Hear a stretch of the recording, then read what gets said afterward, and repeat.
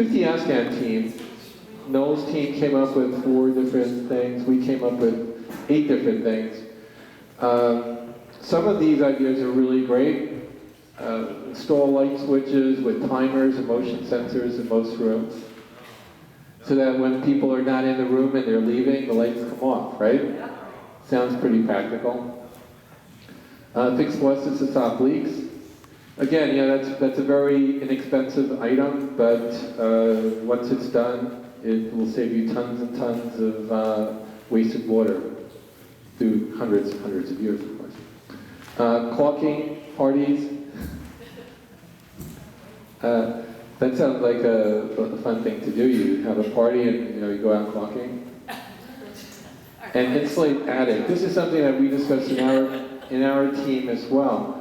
There is some concern about that because the Boy Scouts need some storage space, so we don't want to insulate the whole attic. So it's a question of getting them involved, maybe putting up some shelves, maybe planning a little bit, and figuring out how we can put a floor on top of the insulation. Just for your reference point, once you insulate the attic, you usually have about 18 inches of foam, so you usually can't walk on it. So if you want to walk on it, it could only be the width of the rafters or the joists, and then you put a board on top of it. So the way to have a storage attic and to insulate is designate a certain area just for storage, and the rest would just be foam.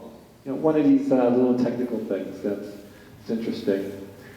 Our little group came up with 5 things as well. Susanna, head of the buildings and grounds, is on our team, and she came up with all these things that are already pretty much on the to-do list. So infiltration, basically cracks, parish house, seal the outlets. As I mentioned in the other room, how many of you were in the other room when we were talking? Just raise your hands. How many wasn't? How many of you weren't? In the church. You were all in the church? Okay. No, I just was wondering if there was any latecomers. So, basically there's 3 things that we need to take care of to make a building green. One is air infiltration. The other is make the units more efficient. And the other is insulating the walls and the ceilings and the roof, underneath the roof, that is. So air infiltration is one. Next, volunteers. Let's see. I have my own notes. Richard Boone, who's in the Men's Fellowship, mentioned that he's been out of work for quite a while and he has lots of time to spend to help us. So I took his phone number, and obviously more people like that would be very helpful. So when we complete this particular segment, anyone that has time, maybe you're out of work, maybe you have a particular interest in this, please see me or Noel. We'll take your number and we'll call you. We definitely will call you. So we'll keep you busy. And the Boy Scouts is a good source of volunteers because we just tell Dan we need this project and Dan kind of lobbies for us, right Dan? So Dan's a great resource for that as well. Wait a minute, Bill. Yeah. I can't read it too well. Does it say pay the Scouts? Or no. Yes. It says Boy Scouts. Boy Scouts. B-O-Y. B-O-Y. Connie, there's a couple of chairs over here. Please come up here. I won't bite you. All right. I'm checking my hearing aids. That's like that. And something that came up, repeated conversations that we've been having as a community garden. And Maria brought that up in part of our group, and Barbara also brought that up. That seems like an obvious thing that we can involve, members of the church to help till the soil and plant and take out weeds and everything else. So it seems like that's a common thread, throughout all the discussions to have a green garden in front of the church. So that would be great. And we have the Sierra Club here as well. They offered to be a resource to us for that particular endeavor.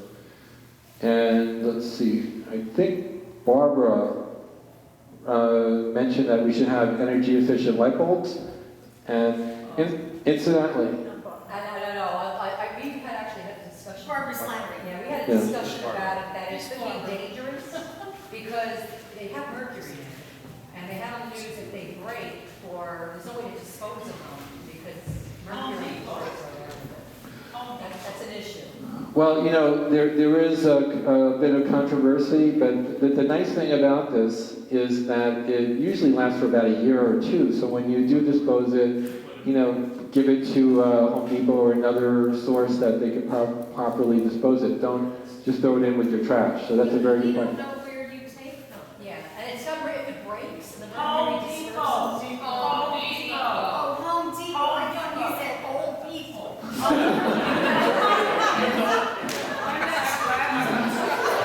Yeah, but Bill, we still have the mercury issue, and it breaks, and that's poison. Okay, all right.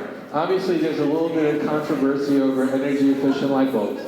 Whatever you do, do not break it and eat it. You can breathe it in. Here you go. Okay. You are using sanctuary. You do have enough mercury poisoning from eating fish, so,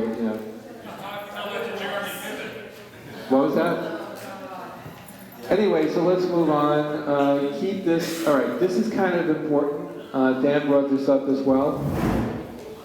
He mentioned that it should be kept as a spiritually based initiative and not political in any way, shape, or form.